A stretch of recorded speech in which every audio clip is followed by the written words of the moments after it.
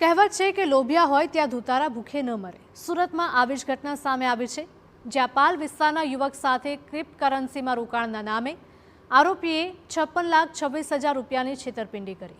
યુવકની ફરિયાદના આધારે પોલીસે છેતરપિંડી કરનારા 3 આરોપીને ઝડપી પાડ્યા છે। ત્રણેય આરોપીઓએ પાલના યુવક સાથે અલગ અલગ ફંક્શનમાં રૂબરૂ મુલાકાતો કરી હતી અને આરોપીઓએ યુવકને ક્રિપ્ટોકરન્સી કોઈન અને ટોકનમાં રોકાણ કરવા માટે કહ્યું હતું। આરોપીઓએ યુવકને લોભામણી લાલચ આપી હતી કે જો તે રોકાણ કરશે તો 1 વર્ષમાં 3 થી 4 ગણા રૂપિયા થઈ જશે। આરોપીઓની વાતો પર વિશ્વાસ મૂકીને ફરિયાદી યુવકે ટુકડે ટુકડે કુલ 56,26,000 રૂપિયાનું રોકાણ કર્યું હતું, પરંતુ રોકાણ કર્યા બાદ યુવકના રૂપિયા તો ડબલ ન થયા, પણ આરોપી યુવકના રૂપિયા લઈને ફરાર થઈ ગયા હતા। આખરે યુવકની ફરિયાદના આધારે સાયબર ક્રાઇમ સેલે ત્રણેય આરોપીને ઝડપી લીધા છે।